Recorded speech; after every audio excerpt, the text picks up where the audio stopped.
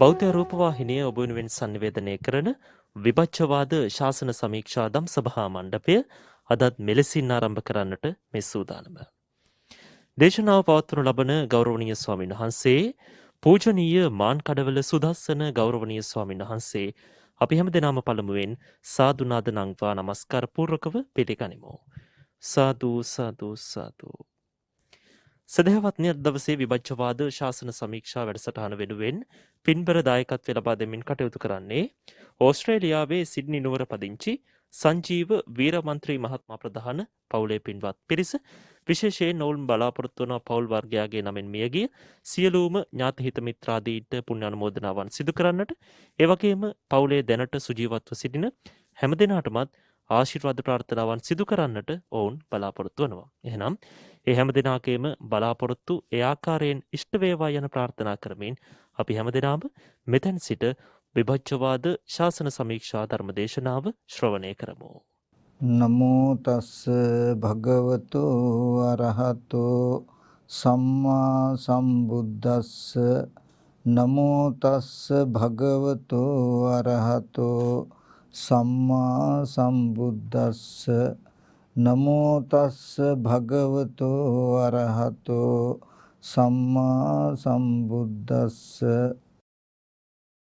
ජානතෝ හං භික්ඛවේ පස්සතෝ ආසවානං khයං වදාමි නෝ අජානතෝ න අපස්සතෝ කිංචි භික්ඛවේ ජානතෝ කිම් පස්සතෝ ආසවානං khයෝ හෝති ඉදං දුක්ඛං ඥානතෝ භික්ඛවේ පස්සතෝ ආසවානං khයෝ හෝති ඉදං දුක්ඛ සමුදයෝ ඉදං දුක්ඛ නිරෝධෝ අයං දුක්ඛ නිරෝධගාමිනී පටිපදාති ඥානතෝ පස්සතෝ ආසවානං khයෝ හෝති. සදා පූජනීය වන්දනීය මහා සංඝරත්නයන් අවසරයි ශ්‍රද්ධා බුද්ධ සම්පන්න කාරුණික පින්වත්නි, මේ පින්වත් සියලු දෙනාම මේ මොහොතේදී සූදානම් වෙන්නේ ලෞතර මාමෑණි බුදු පියාණන් වහන්සේ අපි සියලු දෙනා කෙරෙහිම මහත් අනුකම්පාවෙන් කරුණාවෙන් දේශනා කළ සසර දුක්ගිනි නිවන සද්ධර්මයෙන් බිඳක් ශෝණය කරන්නට. ඒ නිසා හැම දිනාම මේ පෙන්නලා දෙන දහම් කරුණු ටික ඊ타ත්ම වමනාවෙන් ඊ타ත්ම ඕනෑකමින් ශ්‍රවණය කරන්නට කියලා මතක් කරනවා. මේ කියලා දෙන්න හදන කරුණු ටික ගොඩාක්ම අපේ ජීවිතයකට වටිනවා. ඉතින් ඒ නිසා හිතේ විතර්ක උපද්දවන්නේ නැතුව මේ කියලා දෙන්න හදන්නේ මොකක්ද කියන අදහස් ඇතුව ඊ타මත් වමනාවෙන් මේ දේශනාව ශ්‍රවණය කරන්නට කියලා මතක් කරනවා.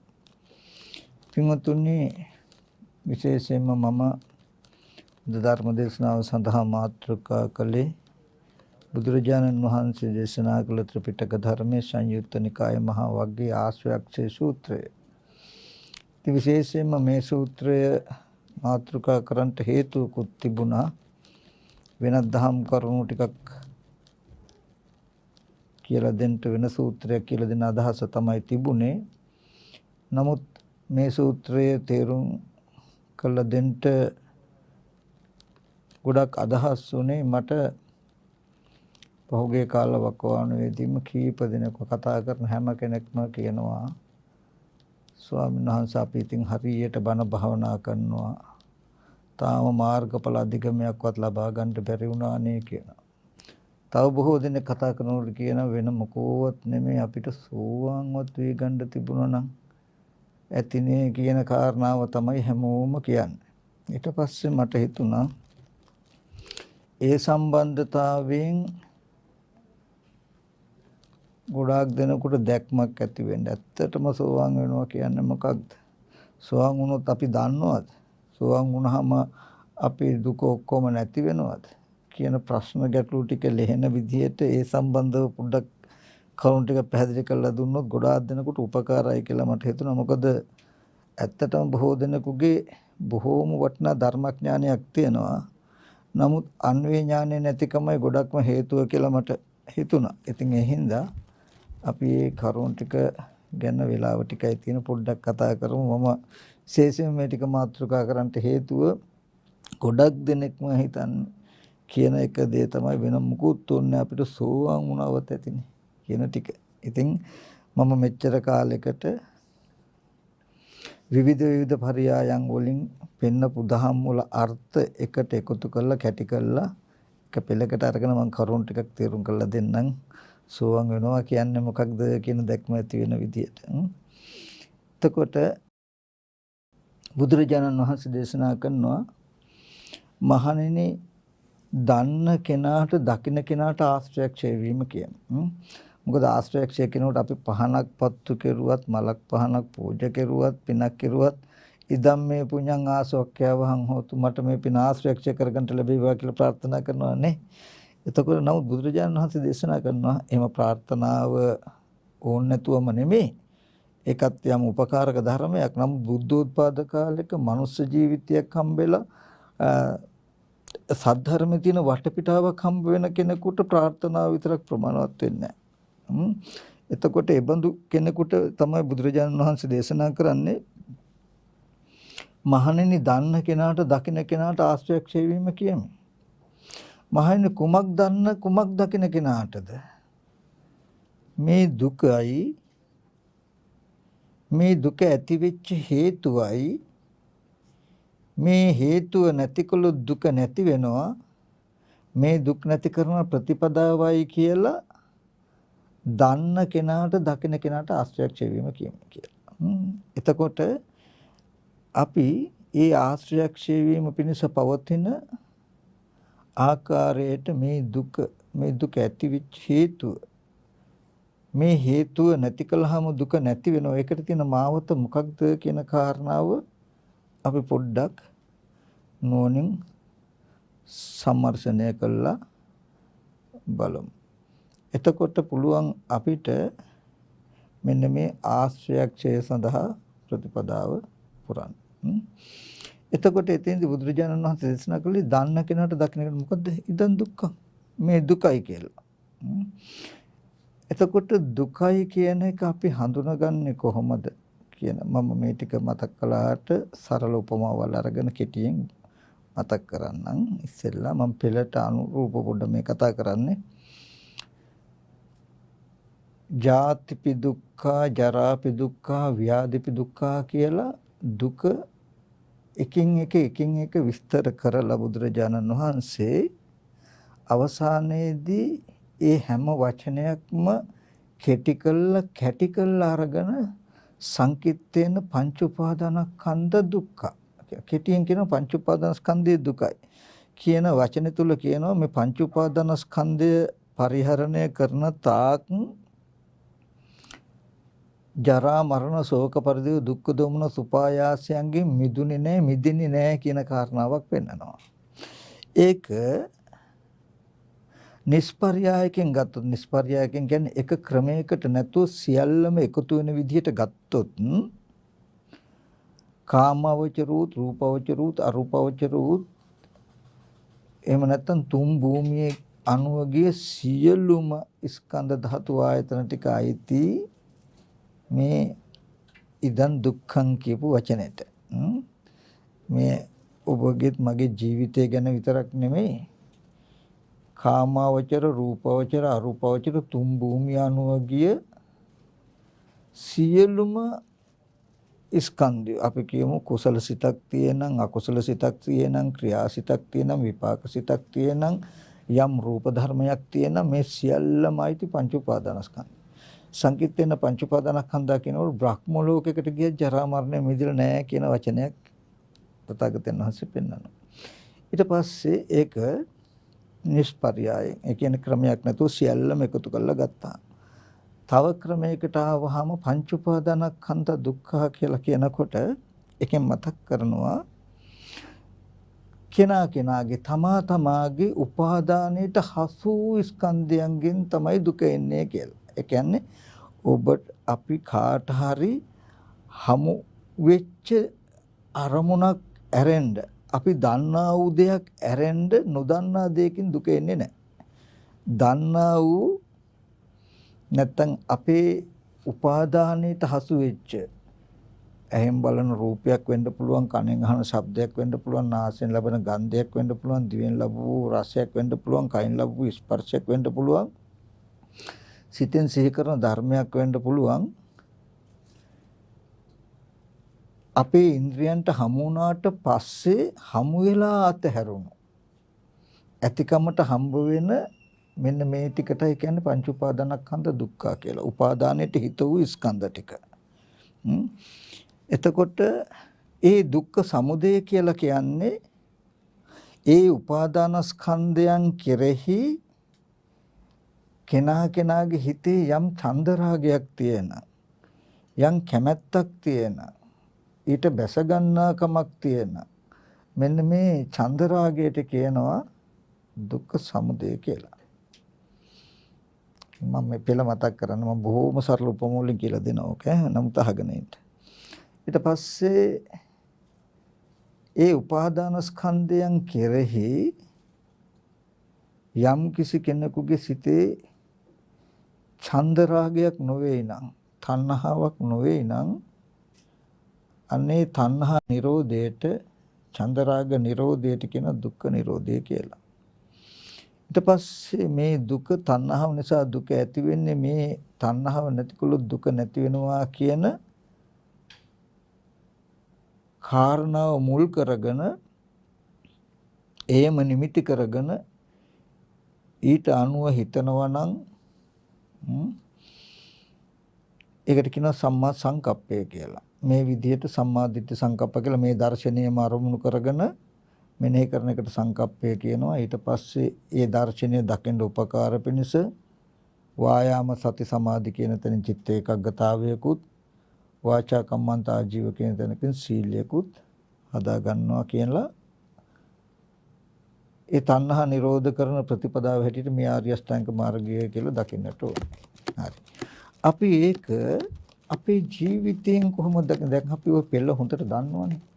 පෙළ කොහොම කියවලක් තියෙනවා. එතකොට දැනුත් එහෙම කිව්වහමත් අපිට නොතේරෙනවා නෙමෙයි, යම් යම් මට්ටමක් තේරෙනවා. තේරුණාට ඒ ටික ප්‍රමාණවත් නැහැ අපිට.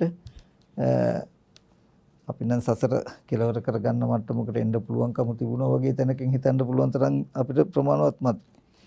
අපි අපේ ජීවිතයෙන් අපි කොහොමද හඳුනගන්නේ මේ දර්ශනය? ඇත්තට මේ චතුරාර්ය සත්‍ය අවබෝධය මත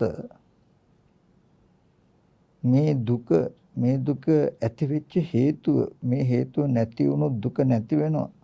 මේකයි ඒකට තියෙන මග කියලා මේ දැක්ක පමණකින්ම සම්පූර්ණම වෙනස්ම වෙනවා පෘථග්ජන භූමිය. සාමාන්‍ය පෘථග්ජන කෙනාට වඩා එයාගේ ඥාන දර්ශනය වෙනස්මයි. හැබැයි තාම ඔක්කොම දුක නැති වෙලා කියන එක නෙමෙයි. එයාගේ දර්ශනය වෙනස් වෙනවා. එච්චරමයි මෙයාගෙන් වෙන්නේ. ditthi සහගත කෙලස් ටික නැති වෙන එක විතරයි වෙන්නේ. අපි පොඩ්ඩක් ඒ ගැන බලමු. මම ඊට ඉස්සෙල්ලා ඕගලන්ට පොඩි උපමාවක් කියන එක මම මේ ගොඩක් සරල දැනකට ගේන්න හදන්නේ. ඉල නැත්නම් පටිච්චසමුප්පාදය හරහා විස්තර කරන්න හැදී. නමුත් අපි සරල දැනකින් ගමු. මම ගොඩක් ඔය මතක් කරලා කලින් තිබුණු උපමාවක් තිබුණා. ඒ කියන්නේ වියලි දඬු දෙකක් එකට ඇතිල්ලුවොත් ඒ අතුල්ලන කම නිසා ගින්නක් ඉපදෙනවනේ. හරි. එතකොට ගින්න මේ දණ්ඩට අයිතිත් නැහැ, මේ දඬු කැලට අයිතිත් නැහැ. නමුත් මේ දඬු දෙක ඇතුළනකොට ඒ තේජෝ ගතිය නිසා ගින්දරක් ඇති වෙනවා. ඊට පස්සේ හොඳට බලන්න දඬු දෙක නිසා හටගත්ත ගින්න ඒ දඬු දෙක අල්ලගත්තේ නැත්තම් මොකද වෙන්නේ? උපදින දැල්ල නිවිල යනවා මිසක පවතින්න බෑනේ. දැන් දඬු කැල දෙක අතුලනට ගින්දක් ඇති වුණොත් ඇති වෙන ගින්නට ඒ දඬු දෙක උපකාර වුණේ නැත්තම් ආපහු පවතින්න බෑ. නමුත් දඬු දෙක ඇතුළුවට පස්සේ ගිනි පුපුරක් හටගත්තොත් ගින්නක් හටගත්තොත් හටගත්ත ගින්න ඒ දඬු දෙකම අල්ලගත්තොත් මොකක් වෙයිද? ගින්න නිවෙන්නේ නැහැ නේ. දඬු දෙක තියෙන තා ගින්න තියෙයි. ගින්න යම් තාක් ඇද්ද ඒ ගින්න යම් තාක් තියෙයිද ඒ තාක් දඬු දෙක තියෙයි. දඬු දෙක යම් තාක් ඇද්ද ඒ තාක් ගින්න තියෙයි. හොඳට බලන්න ඒ දඬු කෑලි දෙකම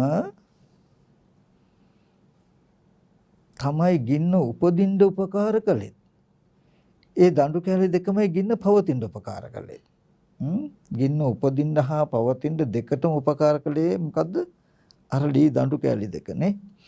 එතකොට ඒ වගේ බුදුරජාණන් වහන්සේ දේශනා කළ මේ දර්ශනය දුක පිරිසිඳ දකින්න සමුදය නොදක බෑ.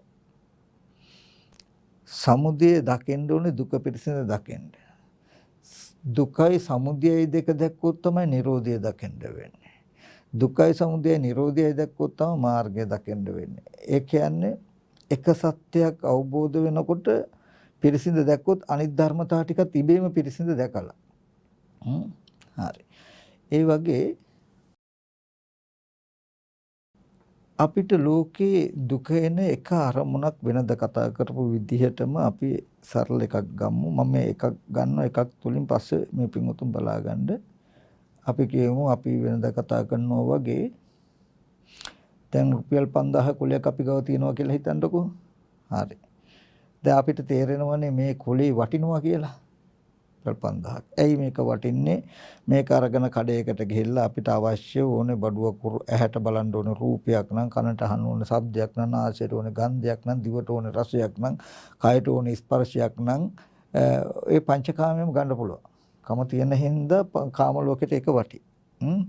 එතකොට දැන් මේ වටිනා කඩදාසිය 5000 කුලේ හොරු ගත්තොත් හරි, මීයෝ කෑවොත් හරි, වේයෝ කෑවොත් හරි, පිච්චුනොත් හරි අපිට දුක එනවනේ. දුක එනවා. හරිද? එතකොට දැන් මෙන්න මේ කාරණාව දිහා අපි පොඩ්ඩක් බලමු.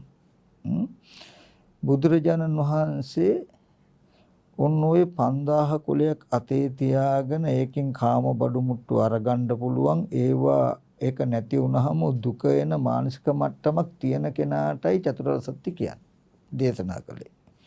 ඒ වගේ මම දුවා දරුවෝ එක්ක ඉඳලා දුවා දරුවන්ගේ මූණ බලලා උදේ හවස සතුටු වෙන කෙනාටයි බුදුරජාණන් වහන්සේ මේ ටික පෙන්වන්නේ මේ චතුරාර්ය සත්‍ය මිසක නිකම්ම නිකන් දකින්න එපා. මේ දුකයි කියන එක කියන්නේ දුකේ පරිහරණය කරන කෙනාට.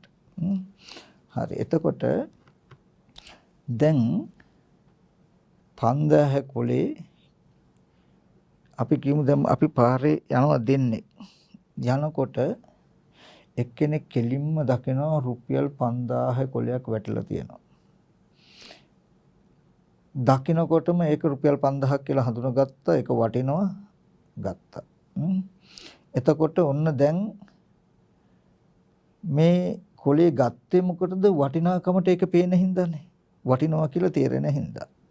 ඊට පස්සේ ඒ කොලේ කොතනක හරි නැති නොවන තැනක හංගන්නේ විනාශ නොවන විදිහට තැම්පත් කරන්නේ මොකක් නිසාද? ඒක වටිනාකමින් පෙනෙන නිසා, වටින නිසා. ඔන්න ඔය වටිනාකමින් පෙනෙන දේ කැඩුනොත්, බිඳුනොත්, නැති වුනොත් තමයි දුක එන්නේ. එතකොට මේ ලෝකේ කෙනෙක් ගත්තාම අසෘතවත් කියලා කියන්නේ යමක් අනිත්‍ය වෙනකොට, වෙනස් වෙනකොට, විපරිණාම වෙනකොට ඒකෙන් දුක එනවා කියලා දුක ගැන අහගනත් නැහැ. දුකට හේතුව තණ්හාවයි කියලාත් අහලා නැති කෙනා කෙලින්ම දකිනවා 5000 කුලයක්. හරිද? ඊට පස්සේ ඔන්න ඒකම තව කෙනෙක් දකිනවා. එයාත් දකිනවා 5000 කුලයක්. දකින්නකොටම යාට හිතෙනවා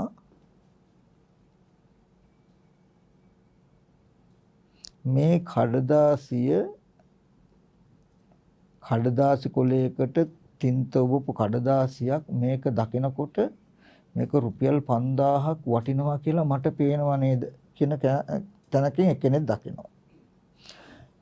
දැන් මේ කඩදාසි කොලේ රුපියල් 5000ක් වටිනවා කියන එක දෙන්නම දන්නවා. දැන් ධර්මය අහලා නැති කෙනාටත් මේ රුපියල් 5000ක් ඒක වටිනවා කියලා පේනවා. ධර්මය අහලා තියෙන කෙනාටත් මේක රුපියල් 5000ක් ඒක ගොඩාක් වටිනවා කියලා තේරෙනවා, පේනවා. තේරෙනව නේද? හරි. ධර්මය අහලා නැති කෙනා මේ රුපියල් 5000ක් වටිනවා කියලා පෙනුනහම ඒක ආරක්ෂා කරන්න උත්සාහවත් වෙනවා. ඒක කැඩෙන බිඳ දවසට දුක් විඳිනවා. ඒ දුක ඇති කරන හේතුව නැති කරගන්න එයාට ක්‍රමයක් නැහැ. ඒ 5000 වටිනවා කියලා මනසට වටිනාකම දැනෙනකම අයින් කරන්න තැනක් නැහැ. ශ්‍රුතවත් ආර්ය ශ්‍රාවකයාට ශ්‍රුතවත් ආර්ය ශ්‍රාවකයා කියලා කියන්නේ එයා පටිච්ච සමුපාදී ආදී ධර්මය අහලා තියෙනවා. අහලා තියෙනවා. එයා මොකද්ද කරන්නේ? එයා දන්නවා ඇස් ඉදිරි පිටට යම් රූපයක් පහළ වෙනවා නම් පහළ වෙන්නේ අනිත්‍ය වූ දුක් වූ අනාත්ම වූ ස්කන්ධ ටිකක්මයි රූපයක්මයි පේන්නේ. ඇහත් අනිත්‍ය වූ දුක් වූ අනාත්ම වූ ධර්මයක්, රූපයත් අනිත්‍ය වූ දුක් වූ අනාත්ම වූ ධර්මතාවයක්. එතකොට ඇහැට රූපයක් පෙනෙනකොට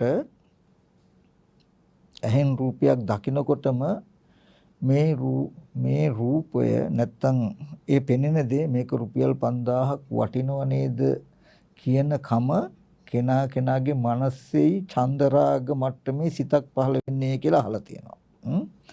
වස්තුවක් කවදාවත් හොඳ හෝ නරක වෙන්නේ නැහැ. ඒ අරඹය කෙනාගේ මනස තුල හොඳ හා නරක විදිහේ චිත්තචෛතසික ධර්මයේ උපදින්නේ. එතකොට එයා දකිනවා මේ කොලේ දකිනකොට මේක රුපියල් 5000ක් වටිනවා කියන අදහසක් ඇති වුණා. හැබැයි එයා දන්නවා එයාට තාම දුක නැතුව ඉන්න බෑ. ඇයි? එයාට අනිත් කෙනා මේ කඩදාසිය රුපියල් 5000ක් වටිනවාමයි කියලා ගත්තා. දැනට උනත් ගන්න මෙතන රුපියල් 5000 කොලයක් තිබුණොත් ඕගොල්ලන්ට බණ අහපු ඕගොල්ලන්ට තේරෙයි මේක රුපියල් 5000ක් වටිනවා කියලා. ඔක අපිට තව පොඩ්ඩක් මෙහාට කෙරුවාම තේරෙයි නුවණින් ඒ කඩදාසිය රුපියල් 5000ක් වටිනවා කියන එක අපිට හිතෙනවා. අපිට පේනවා. ඒ කියන්නේ මට පේනවා මේ කඩදාසිය රුපියල් 5000ක් හරි වටිනවා. මේක අරගෙන ඕනම දෙයක් කරන්න පුළුවන් කියලා. දැන් චරිත දෙකයි. එක්කෙනෙක් මේ කඩදාසියම වටිනවා කියලා දකිනවා. එක්කෙනෙක් මේ කඩදාසිය දකිනකොට ඒක වටිනවා කියලා මට පේනවා. හැබැයි දෙන්නටම දුක නැතුව ඉන්න බෑ. අරයත් කඩදාසිය වටිනවා කියපු කෙනත් කඩදාසිය ඉරුණාම මීයෝ කෑවහම දුක එනවා. හරි. දැන් කඩදාසිය වටිනවා කියලා මට පේනවා. කෙනෙක් දන්නවා කඩදාසිය වටිනවා නෙමෙයි. හැබැයි මේ කඩදාසිය ගොඩාක් වටිනවා කියලා ඒක දකින්නකොටම මට වටිනාකමටයි දැනෙන්නේ. ඒ හින්දා ඔය කඩදාසිය නැති වෙනකොට ඒක වටිනවාකම තේරෙන හින්දා මට දුක එනවායි කියලා එයා දන්නවා. එතකොට මෙතනදී වෙනසකට තියෙන එක දෙයයි. එක්කෙනෙක් කඩදාසියම වටිනවා කියලා දකිනවා, අනිත් කෙනා කඩදාසිය දකිනකොට රුපියල් 5000ක් මේක වටිනවනේ කියන අදහස මගේ සිතේ යෙදුණා කියලා දකිනවා. දුකට හේතුව තණ්හාව කියන වචනෙන් කියනවා. දැන් අර කොල කෑල්ල කැඩිලා කොල කෑල්ල වේයෝ කාලා මීයෝ කෑපු නිසා අපි කියමු දැන් මේ පෙවුන එක රූපස්කන්ධය.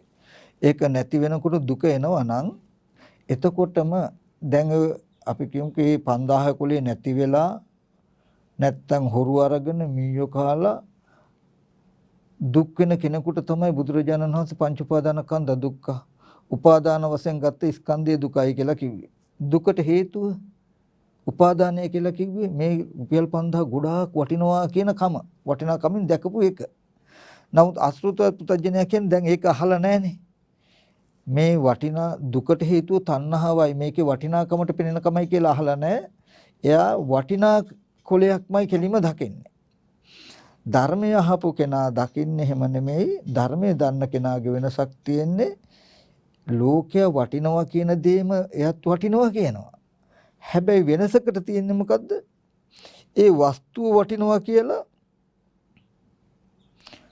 තමන්ගේ මනසේ පහළ වුණ කමයි එයා දකින්නේ. ඒ කියන්නේ එක්කෙනෙක් 5000 කොලේම වටිනවා කියලා හිතනවා. අනිත් කෙනා දකිනවා මේ කුලේ දකිනකොට 5000ක් එක වටිනවා කියන කම මගේ හිතේ පහළ වුණා කියලා හඳුනා ගන්නවා. හැබැයි තාම එච්චරවත් පේන්නේ නැහැ. නමුත් අහලා විතරයි තියෙන්නේ තාම. දන්නේ අහලා තියෙනවා. ඒත් පේන්නේත් නැහැ මේ වට්ටමේදී. ඊට පස්සේ ඔය කුලේ දකිනකොට මේක රුපියල් 5000ක් වටිනවා කියන කම මගේ මනසේ නොයදුණොත් ඒ කුලේ කැඩුනට මට දුක එන්නේ නැහනේ කියලා දන්නවා. හැබැයි තාම වටිනාකම ගිහිල්ලා නැහැ. දන්නවා විතරයි. දන්නවා විතරයි. එතකොට ඒ සඳහා මේ ආර්ය අෂ්ටාංග මාර්ගයේ වැඩි යුතුයි කියන හතර කෙනෙක් දන්නවා. හැබැයි එයාට මුකුත් වෙලා නැහැ. මුකුත් වෙලා නැහැ කියලා කිව්වේ. අර වගේම වස්තු වටිනාකමටත් පේනවා. ඒ වස්තු නැති වුනහම විපරිණාම වුනහම කෑ ගහලා අඬන තරම් දුකත් එයාට එයි. මොකද ඇයි එයාට තාම අර කෙනාට වගේම මේ පෙනෙන රූපයේ ඇහෙන ශබ්දේ වටිනවා කියලා පෙනෙන කමයි තියෙන්නේ. නමුත් මෙයා ඒ දුකට හේතුව තණ්හාවයි කියන එක විතරක් දකිනකම විතරයි තියෙන්නේ. ලෝකේ කෙනාට දුකයි තණ්හාවයි වෙන් කරගන්න බැරුව එක අරමුණේ එකට තියෙන්නේ. 5000 කුලේ වටිනවා කියලා ලෝකයා දකින තැනක පෙනෙන කම කඩදාසියක් නැත්තම් වර්ණ සටහනක් නැත්තම් පෙනෙන රූපය අනිකක්. ඒ රූපයක් පෙනෙනකොටම ඒක වටිනාකමට පෙන්වනකම චිත්තචෛසික ටිකකින් කරන්නේ. මේ රූපය අරමුණු කරගෙන වටිනවා කියලා චිත්තචෛසික ටිකක් ඉපදිලා නේද තියෙන්නේ කියලා එයා දන්නේ. පෙනෙනවා කියන එක දුක්ඛ සත්‍ය පෙනෙන රූපය. එක රුපියල් 5000ක් වටිනවා කියන හැඟීමක් හිතේ ඇති වෙනවා නම් ඒ වෙලාවේදී ඒක තමයි යාගේ හිතේ පහළ වෙච්ච චන්දරාගය. එතකොට මේ දුක ඇති වෙච්ච හේතුවත් එයා දැක්කත් නොදැක්කත් එකට ඇති වෙලා යෙදිලා තමයි මේ රුපියල් 5000ක් කියලා එයාටත් පේන්නේ. එයාටත් පේන්නේ. නමුත් එයා ඒක දන්නේ. නමුත් ආර්ය ශ්‍රාවකයා කියලා කියන්නේ යම් කිසි කෙනෙකුට පුළුවන්කමක් තියෙනං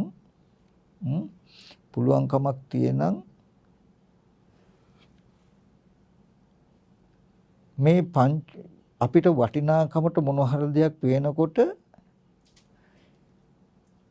ඒ වස්තුව වටිනවා නෙමෙයි ඒ වස්තුව වටිනවා කියලා මට දැනෙනවා. කාරණා දෙකයි. ඒ යම් වස්තුවක්ම වටිනවා කියලා පෙනෙන එකත් ඒ වස්තුව වටිනවා කියලා කෙනාට දැනෙන කමත් කියලා දෙකක් තියෙනවා. තේරෙනවද? දැන් මේ මල් බුකිය මෙතන තියෙනවා. කෙනෙකුට හිතෙන්න පුළුවන් මේ මල් ටික හරිය ලස්සනයි කියලා. කෙනෙකුට හිතෙන්න පුළුවන් මේ මල් ටික ලස්සනයිනේ කියලා මට හිතෙනවා. මට පේනවා මල් ටික ලස්සනයි කියලා දැනෙනවා. එතකොට මල් ටිකම ලස්සනයි කියන එකයි මල් ටික ලස්සනයි කියලා තමන්ට තේරෙනවා කියන එකයි දෙකක්. ඒ වගේ මේක අපි කියමු මේක වටිනවා කියලා මේ මල් බුකිය හරිය වටිනවා ඇති නේද කියලා කෙනෙක් හිතනවා. කෙනෙකුට මේ මල් බුකිය දකින මේක නම් ගොඩාක් වටිනවා ඇති. එතකොට මේක වටිනවා ඇති කියලා තව කෙනෙකුට හිතෙනවා. එතකොට කියන එකයි දෙකක්. ඒකෙන් ගත්තේ මේ මල් බුකියම වටිනවා කියන තැනකටපත් වෙච්ච කෙනාට ඒ වටිනා දේ නැති වෙනකොට දුක් විඳින්න විතරයි ඉතුරු වෙලා තියෙන්නේ. දුක ඇති වෙන ඒ වටිනාකම අයින් කරන්න තැනක් නෑ යාට.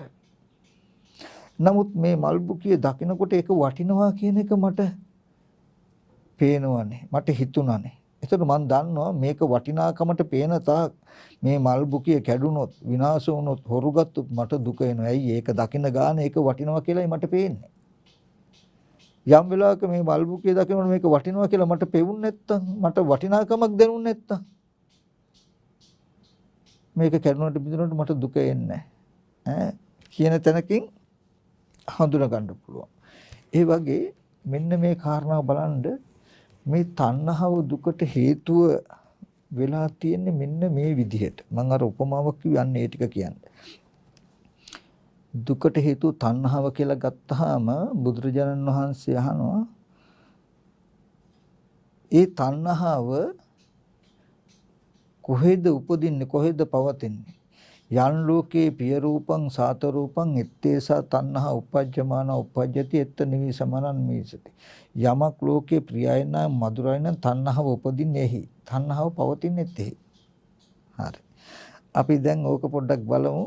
අර දඬු කෑලි දෙක නිසා ගින්නක් හටගත්තා වගේ ඇහැට රූපිකුත් හම්බුනම ඇහත් රූපයක් දෙක නිසා අපිට ටක් ගාලා අදහසක් එනවා මේ රුපියල් 5000ක් මේක වටිනවා කියලා. ඇහත් කෝටු කැල්ලක් වගේ රූපයත් කෝටු කැල්ලක් වගේ ඇහත් රුපියක් දෙක නිසා එක 5000ක් වටිනවා කියන අදහස ආවා. ඊට පස්සේ කෝටු කැල් දෙක නිසා ඇතිවෙච්ච ගින්න කෝටු කැල් දෙකම අල්ල ගන්නවා වගේ. මොකද්ද 5000ක් වටිනවා කියලා කිව්වේ? මේ රූපේ කියලා. අර කඩදාසියෙන් පෙන්නුවොත් අපි ඒ කඩදාසිය යැහැයි නිසා අපිට එනවා මොකද්ද? මේක රුපියල් 5000ක් වටිනවා කියන අදහසක් එනවා.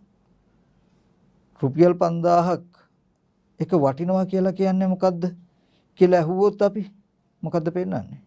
මේ තියෙන මෙන්න මේ කඩදාසිය තමයි වටින්නේ කියලා ආපහු පෙන්වන්නේ ඒකම නේද අපි.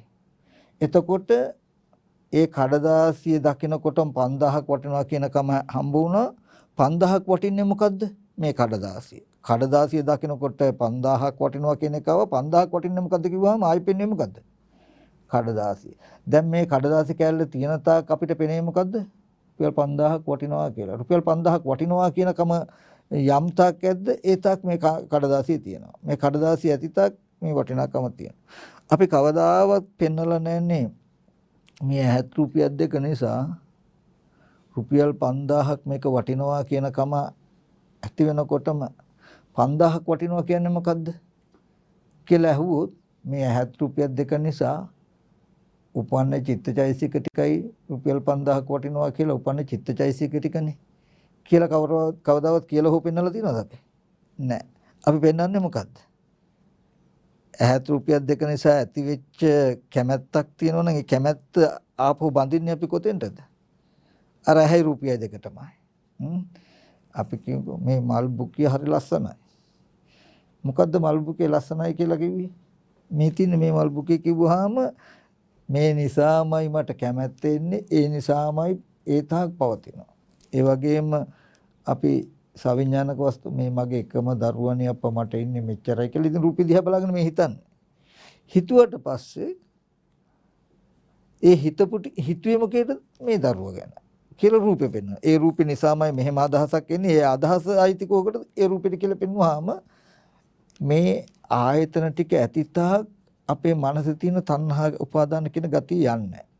තණ්හා උපාදාන කියන ගතිය ඇතිතාක් යන්නේ. ඒ කියන්නේ ඇහත් රුපියක් දෙක නිසාමයි රුපියල් 5000ක් වටිනවා කියන අදහස ඇති වෙන්නේ. ඊට පස්සේ වටින්නේ මොකද්ද කියලා අර්ථ දක්වන්න කිව්වොත් ආපහු පෙන්වන්නේ අර කඩදාසියමයි. මේකයි කියලා. මම කියන එක ගැඹුරුද දන්නේ. ලෝකේ තණ්හාව උපදිනවා පවතිනවා කියලා කියන්නේ ඕකට. දැන් ඕගොල්ලෝ මොනවා හරි දෙයකට කැමති වස්තුවක් කැමති වුණොත් ඒ වස්තුව දකිනකොට කැමැත්ත ඇති වෙන්නේ ඕගොල්ලන්ගේ හිතේ. හිතෙන් පෙන්නන අපි කැමති උනේ මේ වස්තුවටයි කියලා. ඒ වස්තුව නිසා කැමති වෙනවා. කැමති මොකේද? මේ වස්තුවට. කැමති කියන්නේ චිත්තචෛසික ටිකක් කියලා අපි අර්ථ දක්වන්නේ නැහැ කවදාවත්. එතකොට අපි යම් වස්තුවක් නිසා කැමැත්තක් ඇති වුණොත් තණ්හාවක් ඇති වුණොත් අපේ තණ්හාව තියෙන්නේ මෙන්න මේ දෙයට. වීදුර දකිනකොටම වීදුර හොඳයි කියන අදහසක් මට ආවා. එතකොට මම හොඳයි කියන්නේ මේ වීදුරටයි කියලා ආපහු මේ තණ්හාව ඒක ඇති කරගත්ත අරමුණට බැඳුත් මේ වස්තුවේ ඇතිතාක් තණ්හාව නැති වෙන්නේ නැහැ. තණ්හාව තියෙන තාක් මේ වස්තුව නැති වෙන්නේ නැහැ. එතකොට මේ ලෝකේ මට පෙන්වන්න ඕන එකම දේ මෙච්චරයි. අපි හැම කෙනෙකුටම ඇහත් රූපයත් කනත් ශබ්දයත් නිසා යම් යම් ප්‍රියමනාප වස්තු සවිඥානික අවිඥානික වස්තු ආරම්භය ප්‍රියමනාප චිත්තචෛසික ටිකක් දකිනකොට පහළ වෙන්නේ. ඊට පස්සේ ඒ කියන්නේ චන්දරාගය කියලා. අපි කවදාවත් රූපයක් පේනකොට සද්දයක් ඇහෙනකොට ඒ ආරම්භය කැමැත්තක් ප්‍රියමනාප ගතිය අපිට ඇති වුණා කියන්නේ නැතු ඒ වස්තුව ප්‍රියමනාපයි වගේ තැනකින් අපි ආපහු නැඹිලා තියෙනවා. එතකොට අසෘතවත් පුතඥයාගේ ශ්‍රුතවතාරි ශ්‍රාවකයාගේ එකම එක වෙනසයි තියෙන්නේ මෙන්න මේ ටික දකින්න. ඒ කියන්නේ අපි කියමු අපි දරුවෙක් ඉන්නවා කියන්නේ දරුවා ලෙඩ වුණොත්, දරුවා මැරුණොත්, එතකොට යම් ආබාධයක්පත් වුණොත් අපිට දුක එනවා. එතකොට ලෝකේ කෙනා මගේ ප්‍රියමනාප දරුවට මෙහෙම වුණා කියලා දුක් වෙනවා මිසක ඒ දුකෙන් මෙදුව ගන්න එයාට තැනක් නැහැ. එයා දන්නේ නැහැ. මොකද ඒ දරුවා කියලා ප්‍රියමනාප ගතිය ඇති වෙච්ච හැටි එයා දන්නේ නැහැ. ඒක නැති කරන්න දන්නේත් නැහැ. නමුත් ධර්මය අහලා තියෙන කෙනාට මොකද කරන්නේ? කෙනාට මොකද තේරෙන්නේ? එයාට තේරෙන්නේ මොකද්ද? ඒ රූපය ආරම්භය මේ මගේ ප්‍රියමනාප එකම දරුවනේ කියන හැඟීමක් මගේ හිතේ තියෙනවා. බලන්න කෙනාට තම තමන්ට නෙමෙයිද මේ මගේ දරුවා කියන හැඟීම තියෙන්නේ කියලා. හරි. එතකොට එයා දන්නවා මේ සවිඥානික රූපය ආරම්භය මේ මගේ දරුවා කියන හැඟීමක් තියෙනවා. මේ හැඟීම තියෙන තාක් දුක නැතුව ඉන්න බෑ. මොකද තාම එයා දන්නවා මේ රූපෙට මොනවා හරි වුණොත්, මේ රූපේ කැඩුනොත්, බිඳුනොත්, ලිඩ වුණොත් මට පේන්නේ මගේ ප්‍රියමනාප එකම දරුවෝ වගේ මට පේන්නේ. මට තේරෙන්නේ, මට දැනෙන්නේ. එතකොට ඒ තාක් මට දුක එනවා කියලා එයා දන්නවා. ධර්මය අහලා නැති කෙනා දකින්නේ මේ මගේ ප්‍රියමනාප එකම දරුවමයි කියලා තමයි එයා දකින්නේ. මම මේ කියන එක අල්ලගන්න පුළුවන්ද කියන එක බලන්න. හරිද? ශ්‍රුතවත් ආර්ය ශ්‍රාවකයටත් අරයට වගේම ප්‍රියමනාප එකම දරුවා කියලා තමයි පේන්නේ. හැබැයි එයා දන්නවා මේ මගේ ප්‍රියමනාප ආදරණීය එකම මගේ දරුවා කියලා මට තේරෙනවා. මට පේනවා.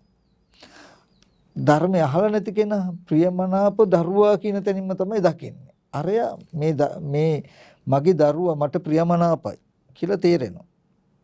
ඒ තාක් මට දුක නැතුව ඉන්න බෑ. මගේ දරුවා නැති වුණොත්, ලෙඩ වුණොත් මට දුක එනවා කියලා දන්නවා. දුකට හේතුව හඳුනා ගන්නවා බුදුහාමුදුරු දේශනා කළේ ඒකයි මේ තණ්හාව කියන්නේ කියලා. එතකොට මේ රූපේ දකිනකොට මගේ එකම ප්‍රියමනාප දරුවා කියන හැඟීම මගේ මනසේ නැති වුණොත්, මගේ මනසෙන් ගෙවුණොත් මේ රූපේ දකිනකොට එදාට මේ රූපේ නැති වුණාට කැඩුණාට මට දරුවා නැති වෙච්ච දුක විඳින්න වෙන්නේ නැහැ කියලා තියා දන්නවා. හැබැයි තාම පුළුවන් කියන එක නෙමෙයි මේ කියන්නේ. තාම පේන්නේ දරුවමමයි, අඟලක්වත් හෙල්ලිලා නැහැ. කැඩුනොත්, බිඳුනොත්, ලෙඩුනොත් කෑ ගහලත් අඬයි. හැබැයි අනිත් කෙනාට වඩා මෙයාගේ වෙනසක් මම මේ කියන්නේ. දුකට හේතු තණ්හාවයි කියන එකේ තේරුම. තේරෙනවද නේද? මොකද එපමණකින්ම වෙනස් වෙනවා මේ පෘථග්ජන භූමිය ඉක්මා හිටියා කියලා කියන්නේ. එතකොට මෙයාට මගක් තියෙනවා මේ රූපේ දකින්නකොට මගේ ප්‍රියමනාප දරුවා කියන විදිහේ චන්දරාගයක් මගේ මනසේ යෙදිලායි තියෙන්නේ කියන එක හඳුනගෙන තියෙනවා. හැබැයි සිහිය නැති වෙච්ච ගමන් දරුවමම තමයි. තාම පේන හින්දා ඒ විදිහට දුකත් එනවා. ඊගවට එයා දන්නවා මේ රූපේ දකින්නකොට මගේ එකම දරුවා ප්‍රියමනාප දරුවා කියන චන්දරාගය මගේ මනසේ නොහටගත්තු දකින්නකොට පෙවුන්නේ නැත්තම් එහෙම අදහසක් මට දුක එන්න තැනක් නැහැ. එහෙනම් මේ ආර්ය අෂ්ටාංග මාර්ගය ඊට තියෙන මගයි කියන එක දන්න මාත්‍රයක් විතරයි තියෙන්නේ. දුක හෙල්ලිලවත් නැ හෙලිලා කියන්නේ එයාට ditthi සහගත නෑ. දැන් අපි කියමු මෙහෙම මේ කන බොන ආහාරයෙන් හැදුණු කුණුප කොටස් ටිකකින් යුක්ත සතර මහා ධාතු මේ දර්ශනේ තියාගෙන සතිපට්ඨානෙ වඩන්න කියලා කියන්නේ. එතකොට හොඳට ඔප්පු වෙනවා මේක. ආහාරයෙන් හැදුණු රූපයක් තමයි ඇස් ඉදිරිපිටට එන්නේ. හැබැයි එහෙම එනකොටම ධර්මයේ දන්න කෙනාටත් නැති කෙනාගෙත් ඇස් ඉදිරිපිටට එන්නේ කන බොන ආහාරයෙන් හැදුණු කුණුප කොටස් ටිකක් වූ සතර මහා ධාතු රූපේ. එක්කෙනෙකුට ධර්මය අහලා නැති කෙනාට මේ මගේ දරුවා කියන අදහස එනකොට ඒ අදහස ආපු රූපෙටම නැඹුරු වෙනවා. මේ තමයි කියලා බාහිර රූපෙම අල්ල ගන්නවා.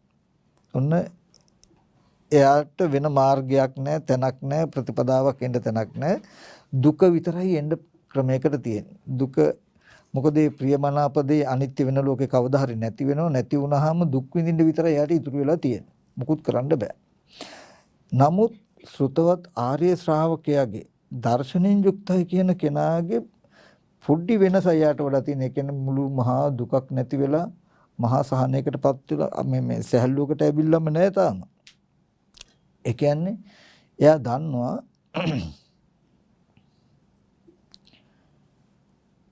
යම් වස්තුවක් දරුවෙක් වේවා මුදලක් වේවා මම ඔය කියපු දෙයින් ඒ කුමන හෝ වස්තුවක් නැති වෙච්ච වෙනස් වෙච්ච දවසට දුක එනවනම් දුක එන්නේ ඒ වස්තුව වටිනාකමට පෙනෙන හින්දායි දැනෙන හින්දායි කියලා දන්නවා යා. එතකොට දැනෙන හින්දායි කියලා දන්නවා. එතකොට ඒ වටිනාකම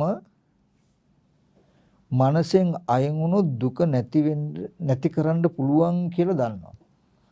ඒකට මේ සීලයක පිළිපදලා සමතකමට අහනකින් හිත වඩලා මේ ස්කන්ධ ධාතු ආයතනයන්ගේ ඇත්ත දැක්ක යුතුයි කියන නුවණ තියෙන මාර්ගය. කියන්නකො. ඔච්චරයි. නමුත් දුක් විඳිනවා කියන තැනදී තාම ලෝකයා දුක් විඳින විදිහටම මෙයාට අර සවිඥානික වස්තු වල චන්දරාගය තියෙනවා දුක එනවා. මේ මගේ දරුවා කියලා පෙනෙනකම තියෙන තාක් දුක් නොවෙන්නේ. අනිත් කෙනා දුක් වෙන්නේ මේ මගේ දරුවා කියන කම හින්දානේ. මෙයාට දුක් විඳින්න වෙන්නේ මේ මගේ දරුවා කියන කම හින්දාමයි. නමුත් වෙනසකට තියෙනවා මෙයා තමන්ගේ දෝෂයක් නිසායි දුක එන්නේ කියන එක හඳුනගෙන තියෙනවා. අරය තමන්ගේ දෝෂයක් නෙමෙයි බාහිර වස්තුවක් වටිනා වස්තුවක් විනාශ වෙච්ච නිසා දුක එන බවක් තමයි එයා හඳුනගෙන තියෙන්නේ. එතකොට දැන් අපි කිව්වොත් මේ විදිහට දකින්න කෙනෙක් ගත්තොත් ඒ කියන්නේ දැන් කන බොන ආහාරයෙන් හැදුණු කුණුප කොටස් ටිකකින් යුක්ත සතර මහා ධාතුන් යුක්ත රූපය දකිනකොට මට පුද්ගලයෙක් කියලා හිතෙනවා. පුද්ගලයෙක් කියලා.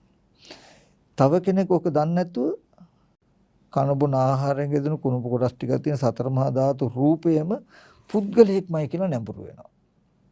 මේ තණ්හාව කියන්නේ මේ වගේ කෙලෙසයකටම මේ ditthිසගතව නැඹුරු වෙන එක. එතකොට නමුත් ධර්මයේ අහලා තියෙන ශ්‍රුතවතාරි ශ්‍රාවකයා කියන්නේ එයා හොඳ රූපස්කන්ධය ගැන අහලා තියෙනවා කියන්නකො. චත්තාරෝච මහ භූතා චතුර්ණංච මහ භූතං උපාදාය රූප. සතර මහා ධාතුයි සතර මහා ධාතු නිසා එන උපාදාය රූපයි කියලා අහලා තියෙනවා. එතකොට කන බොන ආහාරයෙන් හැදුණු කුණුප කොටස් ටිකකින් යුක්ත පඨවි ආපෝ තේජෝ වායෝ කියන මහා භූතයන්ගෙන් පරිමිත වූ මේ රූපයක් තමයි ඇස් ඉදිරි පිටට එන්නේ. එනකොට ඒ රූපේ කෙනෙක් කියලා දකින්නකමයි ඒ රූපේ දකිනකොට කෙනෙක් පුද්ගලෙක් කියලා හිතෙනවා කියනකමයි දෙකක්. එතකොට දැන් ශ්‍රුතවත් ආර්ය ශ්‍රාවකයා දකිනවා කියන්නේ දන්නවා ඉස්සෙල්ලාම. හොඳටම පේන්නේ නැහැ. මේ රූපේ දකිනකොටම ditthi සහගත ස්කන්ධ ටිකක් උපදිනව නේද? නැත්නම් Taman තුල මේ පුද්ගලික සත්වයක් කියන හැඟීමක් ඇති වෙනවා. අසෘතවත් පුතඥය රූපේ දකිනකොට Taman තුල සත්‍ය පුද්ගලික කියන හැඟීමක් ඇති වුණා කියන එක දකින්න නැතුව පේන රූපෙම සත්‍ය පුද්ගලික කියලා හිතනවා. එතකොට වෙනසක් තියෙනවා. පේන රූපෙම සත්‍ය පුද්ගලික වුණොත් ඊට පස්සේ සක්කාය දිට්ඨිය එකට කියනවා. එතකොට පූර්ව අපරාන්තයට දුවනවා. මේ දකින රූපයම සත්‍යයක් වුණාම එන මේ සත්‍යය කොහෙද ඉන්නේ ඇත්තේ? කොහේ ඉන්නේ ඇද්ද? කොහොම ඉඳලා මෙතෙන්ට එන්නේ ඇද්ද? මේ ගාවට මේ සත්‍යය මෙතෙන් ඉඳලා කොහාට යයිද කියලා වර්තමානයේ ස්කන්ධයන්ගේ සත්‍යයක් දැක්කොත් පූර්වාන්තයට අපරාන්තයට දුවනවා. හරි. දැන් චතුරාර්ය සත්‍යයේදී ඇස් ඉදිරි පිටට මෙහෙම රූපයක් පහළ වෙනකොට හම්බ වෙනකොට ඒ රූපය ආරම්භය සත්‍යයක් පුද්ගලයෙක් කියන ditthi සහගත කෙලෙසයක් මට ඇති වුණා කියලා පෙනේ. දැක්කොත් දැන් මේ රූපේ පුද්ගලයෙක් කියලා පේනවා. කාටද පේන්නේ? මට පේනවා රූපේ පුද්ගලයෙක් කියලා. හැබැයි මම හොඳට දන්නවා මේ රූපේ පුද්ගලයෙක් කරලා පෙන්වන්නේ මොකේද? මෙතන තියෙන කෙලෙසට කියලා. මොකද මම හොඳට කන බොන ආහාරයෙන් හැදිලා තියෙන සතර මහා ධාතුයි කුණු පොඩස් ටිකක් කියලා දන්නවා. එහෙනම් ඒ රූපය ආරම්භය ඒ රූපය දකිනකොට මේ රූපේ පුද්ගලයෙක් කියලා මට පෙනෙනවා. එතකොට දැන් මේ රූපේ පුද්ගලයෙක් කියලා පේනවා. රූපේ පුද්ගලයෙක් කියලා ගනුදෙනු කරන්නත් පුළුවන්. හැබැයි මේ රූපය පුද්ගලයෙක් කියලා පෙනෙනකම හදලා තියෙන්නේ මංගාවයි කියලා දන්න නිසා, තණ්හාවෙන් කරලා තියෙන්නේ කියලා දන්න නිසා මම කීයටවත් මේ සත්වය කොහෙන්ද ආවේ කොහාටද යන්නේ කියලා කියන්නේ. ඇයි? දැන් මේ රූපේ සත්‍යයක් කියලා පෙන්වන කම තියෙන්නේ මොකේදද? මගේ හිතේ තියෙන කෙලෙසට. ඒ කියන්නේ දැන් මේ රූපේ එනකොටම පුද්ගලයෙක් කියන හැඟීමක් මට ඇති වුණා න ะ. පුද්ගලයෙක් කියන්නේ කාටද කියලා අහුවම මේ ඉන්නේ කියලා මම ආපහු පෙන්වුවාම ඒ රූපේ නිසාම පුද්ගල සංඥාවක් ඇති වෙනවා. පුද්ගල සංඥාව ඒ රූපේම ඇසුරු කරගත්තාම මේ රූපයේ පුද්ගලයෙක් කියලා හිතෙනවා. පුද්ගලයා කියන්නේ මෙන්න මෙයාට. කිව්වහම ඒ කෙලෙසිය ඇති කරගත්ත ස්කන්ධයම අල්ලගත්තාම එහෙම කෙනෙක් ඒ ස්කන්ධය කෙලෙසේ දෙක එකට පවතිනවා ගොඩක් කල්. එතකොට අපිට හම්බ වෙන්නේ නැහැ නිකන් ස්කන්ධ ටික පුද්ගලය සත්වය වටිනා දේවල් තමයි හම්බ වෙන්නේ. එතකොට මට කිතියෙන් මතක් කරන්න ඕනේ දේ තමයි මේ පුද්ගල භාවයට වේවා වටිනාකමට වේවා නොවටිනාකමට වේවා යම් ලෝකේ හම්බ වෙන අරමුණු තියෙනවා. එතකොට ඒ ස්කන්ධ ධාතු ආයතන ටික පැත්තේ නැත්නම් රූප වේදනා සංඥා සංකාර විඥාන කියන ස්කන්ධ ටික පැත්තේ ඒ ස්කන්ධයම වටිනවා. ඇහැට පෙනෙන රූපෙම වටිනවා. කනට ඇහෙන ශබ්දෙම වටිනවා කියන තැනකින් ඉන්න කෙනාට කියනවා අසෘතවත් පුතඥය කියලා. එයාට ඒ වටිනාකමට පෙනෙන දේ නැති වෙච්ච දවසට දුක් විඳින්න විතරයි පුළුවන්. ඒ දුක ඇති වෙන හේතුව අයින් කරන්න බෑ. අයින් කරගන්න බෑ. නමුත් එහෙම දුක් විඳින ලෝකයකටයි බුදුරජාණන් වහන්සේ ওই දුකට හේතුව තණ්හාව කියලා පෙන්වන්නේ. ඒ කියන්නේ ජාති දුක්ඛ, ජරා දුක්ඛ කියලා අපි කියමු. අපි ගාව ඉන්න දරුවෙක් හරි ලෙඩ වුණා. එතකොට මරණයකටපත් වුණා. නොයෙක් විදිහ ආබාධයකටපත් වුණාම අපිට දුක එනවා නම් ඒ දුක් විඳින කෙනාටයි මේ බුදුරජාණන් වහන්සේ පෙන්වන්නේ. එතකොට මෙතනදී කෙටියෙන් අපි හඳුනා ගන්න ඕන එක දෙයක් තියෙනවා. යම් කිසි කෙනෙකුට පුළුවන් නම් දුක නැතුව ඉන්න බෑ.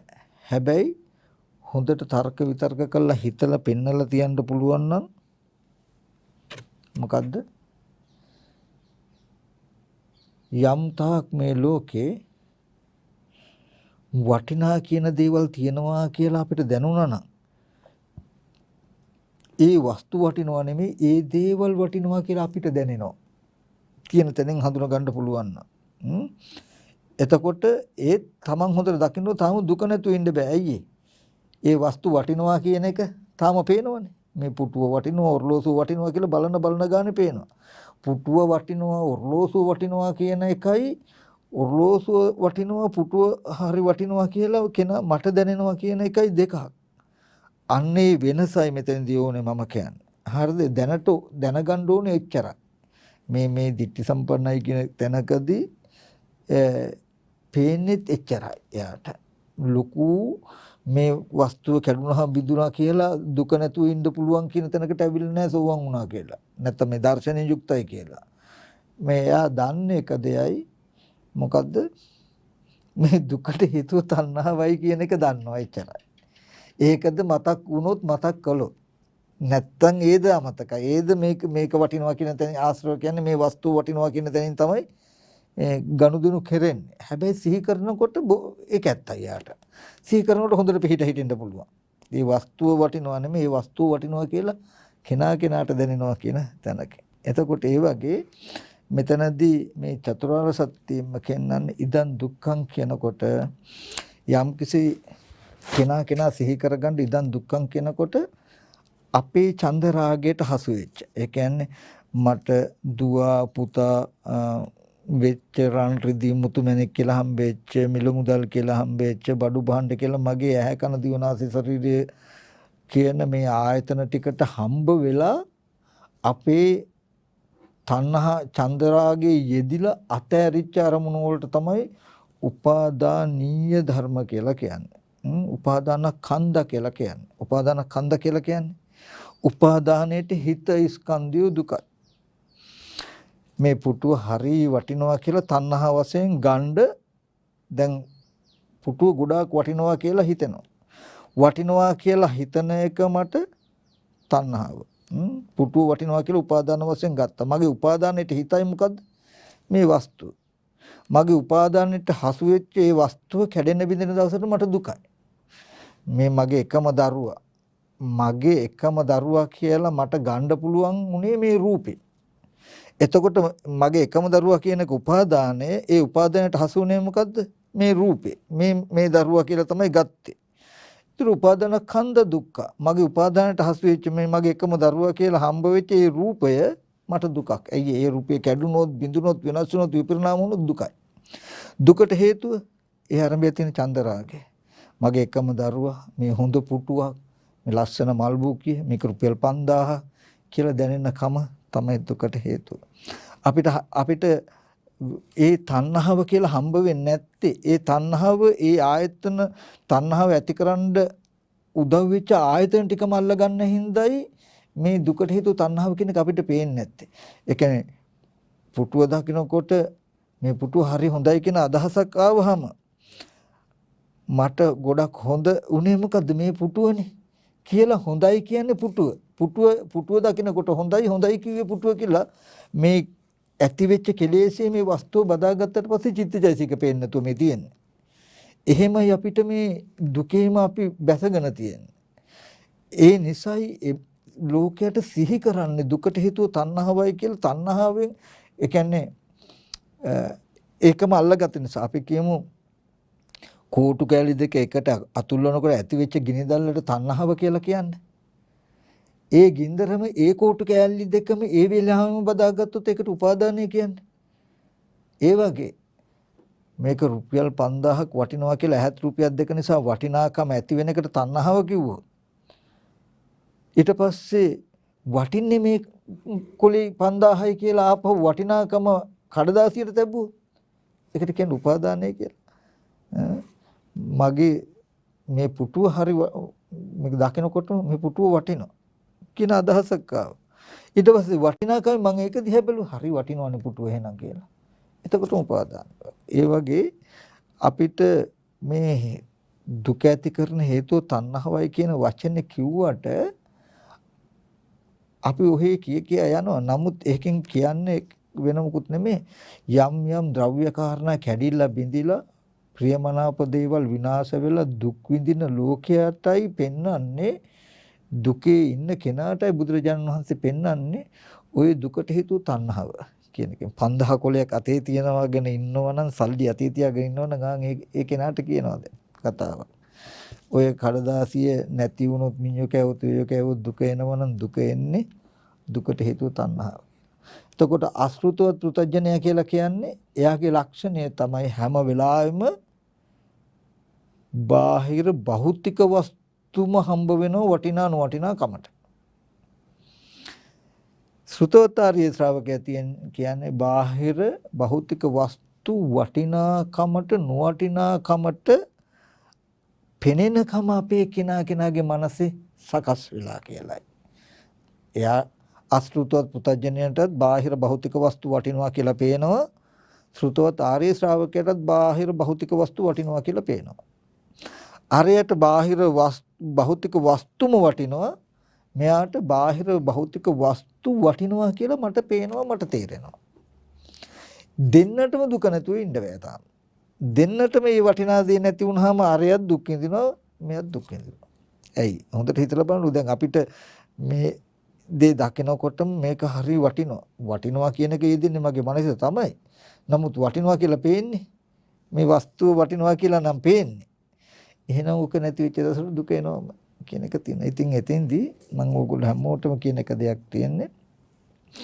කෙටියෙන් ගත්තහම බුදුරජාණන් වහන්සේ පෙන්වන්නේ පෙර අවිද්‍යා කර්මයට විපාක ස්කන්ධ ටිකක් හැදිලා ඒ විපාක ස්කන්ධ ටිකේ ප්‍රතිසන්දි විඥානයේ ඉඳලා මේ ආයතන ටික හැදෙන තැන හැදිලා රූප ශබ්ද පෙන්වන තැන දක්වාම විපාක ස්කන්ධ ටිකක්. ඒ විපාක ස්කන්ධ ටිකට තණ්හා උපාදාන කියන මේ කෙලෙස්යේ යෙදිලා තම තමන්ට ලෝකේ හැදිලා තියෙන්නේ. ඒ කියන්නේ තම තමන්ටයි මේකේ වටිනා නොවටිනාකම් පේන්නේ. කෙටියෙන් එක දෙයක් ඕගොල්ලන්ට හොඳට හිතලා තීරණය කරන්න පුළුවන් නම් ඒ කියන්නේ මේ ලෝකෙ තුල වටිනා කියන දේවල් හම්බ වෙනවා නම් වටිනා කියන දේවල් හම්බ වෙන තාක් ජරා මරණ දුක් විඳින්න වෙනවා කියලා දකින්න. දුකට හේතුව දකින්න මොකද්ද? වටිනාකමට හම්බ වෙන බව. එතකොට ඒක කාරණා දෙකයි. කාරණා දෙකක් කිව්වේ. අසෘතව පුතඥයටත් වස්තු වටිනාකමට හම්බ වෙනවා. එයාටත් ඒ නිසා දුක එනවා. හැබැයි දුක නැති කරන්න ක්‍රමයක් නෑ එයාට. ශ්‍රුතවත් ආර්ය ශ්‍රාවකයටත් වස්තු වටිනවා. වටිනාකමට තේරෙනවා, පෙනෙනවා. හැබැයි ඒ වස්තු වටිනවා කියන කම කෙනාගේ මනසේ තියෙන කෙලෙසයකටයි පේන්නේ කියන එක විතරයි එයා දන්නේ. ඒ වුණාට තාමත් එයාට දුක නැතුව ඉන්න බෑ හැබැයි. එයාට මොකද දැන් Tamanට පේනවා නම් මේක කෝටි ගාණක් වටන මැණිකක් කියලා. කෙනෙක් මේක කෝටි ගාණක් වටන මැණිකක් කියලා දකිනවා. ඒ හින්දා ඒකට ගොඩක් ආදරේ. අනිත් කෙනා දර්ශනයක් තියෙන කෙනා දකිනවා මේක දකිනකොට කෝටි ගාණක් වටන මැණිකක් කියන අදහස මට ඇති වෙනවා. කියන එක දන්නවා. එයත් අන්නහයි වයි අරකට තව. ඒ හින්දා මේක ගෙවා ගන්න බෑ. එයත් පරිස්සම් කරනවා තාම. අර වස්තු. ඒක නැති වුණොත් එයාට දුක එනවා. නමුත් වෙනසක් තියෙනවා. එයා දන්නවා මේක. දුක නෙමේ ගල දකින්නකොට කෝටි ගාණක් වටිනා මැණිකක් කියන හැඟීම මගේ හිතේ යෙදුන්නේ නැත්තම් වටිනාකම. මේක රකින්න එකේ දුකවත් තියාගන්න එකේ වෙහෙසවත් පරිස්සම් කරන එකේ වෙහෙසවත් නැති වුණාම එන වෙහෙසත් නැති වෙනව නේද කියලා තේරෙනවා. ඒකට කරන්න ඕනේ මෙන්න මේ මාර්ගයයි කියලා තේරෙනවා. තේරුණාට සමහර විටක මේ මට්ටමේ මේ ඉන්නවා. නමුත් වෙනසක් තියෙනවා. ඒ වස්තුවම වටිනවා කියන එක සහ ඒ වස්තුව වටිනාකම තම තමන් කෙරෙහි යෙදෙන්නේ කියලා දකිනවා කියන එක විතරයි චතුරාර්ය සත්‍ය දන්න කෙනාගේ වෙනස. දුකට හේතුව තණ්හාවයි කියන වචනෙන් කියන්නේ යමක් නැති වෙලා විනාශ වෙලා දුක් වෙනකොට වටිනාකමට පෙනිලා ඒ දුකට පත් කරපු වස්තුව නැති වුනහම දුකට පත් කෙරුවේ තම තමන්ගේ හිතේ තියෙන ඒ වස්තු ආරම්භයේ තියෙන වටිනාකමින් කියන කාරණාව දකින්න විතරයි පෙන්වන්නේ. අසෘතවත් පුතඥය කියලා කියන්නේ එහෙම එකක් කවදාවත් අහලවත් නැහැ, දන්නෙත් නැහැ. කෙලින්ම 5000 කුලේම දන්න වටිනවා. දරුවම වටිනවා, පුතුවම වටිනවා කියන තැන මිසක තියෙන්නේ ඒට හැවක් දන්නේ. එහෙම තියෙන තැනක මෙයා පොඩි දියුණුවක් තියෙනවා. පොඩි නෑ, ඒක ගත්තාම විශාල පරාශයකට යනවා. නමුත් මේ දුකට හේතුව තණ්හාවයි කියනකොට මේ අරබය චන්දරාගය තමන්ගේ මනසේ කියලා හඳුනා ගන්නවා. ඉතින් කෙනෙකුට පුළුවන් නම් ඔන්න ඔය ටික තේරුම් ගන්න. ඒකින් ගාට මතක් කළේ අපිට ධර්මයකින් පිහිටක් නැහැ, තේරෙන්නේ නැහැ කියන තැනකින් දුක් වෙන්න ඕනේ නැහැ. තාම අපේ හිතේ දුක ගෙවුනේ නැති වුණාට දුක එනවා වුණාට නමුත් දුක ගෙවෙන්න පුළුවන් න්‍යායකට අවිල්ලා තියෙන්නේ. ඉතින් කියලා දෙන්න කරුණු ගොඩාක් තියෙනවා. නමුත් මේ වෙලාව ඉක්මලා නිසා කෙටියෙන් මතක් කළොත් දුක ඇති කරන හේතුව තණ්හාවත්, තණ්හාව නැති කළොත් දුක නැති වෙනවා කියන කාරණාව ගත්තාම ලෝකේ වස්තුවක් වටිනාකමට පෙනෙනකොට ඒ පෙනෙන වටින වස්තුව වටිනවා කියන කම හදලා තියෙන කෙනාගේ මනසෙයි කියන එක දකින්නකම තමයි ශ්‍රුතවතාර ශ්‍රාවකයන් නැත්තම් දර්ශනීය යුක්තයි කියලා කියන්නේ. භෞතික වස්තුවම වටිනවා කියලා දකින්නකම තමයි අසෘතව පුතඥය කියලා කියන්නේ. මේ චතුරාර්ය සත්‍ය අවබෝධය ඇති වුණොත් මෙන්න මේ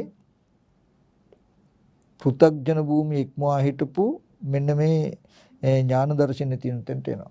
එතකොට මෙන්න මේ ටික දකින්න කෙනාට තමයි ආශ්‍රයක්ෂය වීම කියන්නේ. ආශ්‍රව කියන්නේ මොකද්ද කියලා කියන්නේ වෙන්නේ අපිට සම්මාදිට්ඨිය තේරුණොත්, සම්මාදිට්ඨිය තේරෙන්නේ ආශ්‍රව තේරුණොත්. එතකොට ආශ්‍රව ටික කියලා දෙන්න වෙලාවක් නැහැ දැන්. නමුත් මෙන්න මේ දර්ශනය තියෙන කෙනාට ටිකෙන් ටික හරි වටිනා වස්තු ඇසුරු වෙන ගතිය ටික අඩු වෙනවා. වස්තුව වටිනවා කියලා මනසේ සිහි කළ බලන්න වස්තුව වටිනවා කියන කෙලෙසි අයින් වෙනවා. ආන් ඒ විදිහට අපිට කවදා හරි දවසක දුකෙන් මිදෙන්න තියෙන්නේ. ඕකට තමයි සතිපට්ඨාන තියෙන්නේ. රූපය කායානුපස්සනාවෙන් රූපය බලන්න. ඊට පස්සේ රූපයක් හම්බ වෙන චිත්තානුපස්සනාවට හිත තියන්නකො. හොඳට හම්බ වෙයි. ඉතින් මේ පින්වත් සියලු දෙනාට මතක් කරනවා මෙන්න මේ වගේ කෙනාගේ ජීවිතයෙන් දැකලා තම තමන්ගේම දුකේ නිවීම, දුකේ මිදීම මේ ජීවිතයේදී මෙතනදිම හදා ගන්න පුළුවන් කමක් තියෙනවා. ඒ බඳු වටපිටාවකුත් ලැබිලා තියෙනවා. ඉතින් මේ සෑම දිනාටම මේ දේශනාව මේ ජීවිතයේදීම ඥාන දර්ශනයක් ලබාගෙන මේ දුක් සහගත සසර නිමා කරගන්න හේතු උපනිශ්‍රියම වේවා කියලා අවසන් කරනවා. හැම දිනාටම තෙරුවන් සරණයි. සාදු සාදු සාදු. විභජ්‍යවාද ශාසන සමීක්ෂා දම්සභා මණ්ඩපය අදත් මේ ආකාරයෙන් නිමවට පත්වන මේ මොහොතේ දේශනාව පවත්වා වදාළ ගෞරවනීය ස්වාමීන් වහන්සේ පූජනීය මාන්කඩවල සුදස්සන ගෞරවනීය ස්වාමීන් වහන්සේට චිරාත් කාලයක් මෙවැනි වූ ශාසනික කර්තව්‍යයන් සිදු කරන්නට ශක්තිය ධෛර්ය නිදුක් නිරෝගී චිරජීවන සම්පත්තිය මුදා වේවායි අපි හැම දිනම සාදු නාද නංපා ප්‍රාර්ථනා කරමු. සාදු සාදු සාදු. දේශනා වෙනුවෙන් පින්බර දායකත්වය ලබා දෙමින් කටයුතු කරන්නට යෙදුනේ ඕස්ට්‍රේලියාවේ සිඩ්නි නුවර පදිංචි සංජීව වීරමන්ත්‍රී මහත්මයා ප්‍රධාන පවුලේ පින්වත් පිරිස. ඒ හැමදෙනාගේම යහපත් බලාපොරොත්තු ප්‍රාර්ථනාවන් ඒ ආකාරයෙන්ම සඵලවන්නට ආශිර්වාද ප්‍රාර්ථනාවන් එකතු කරමින් බෞද්ධ රූපවාහිනිය ඔබ වෙනුවෙන් ගෙනෙන විභජ්‍යවාද ශාසන සමීක්ෂා දම්සභා මණ්ඩපය අද දිනට අප මෙලෙසින් නිමවට පත් කරනවා. පින්වත් ඔබ හැමදෙනාටම සම්මා සම්බුදු සරණයි.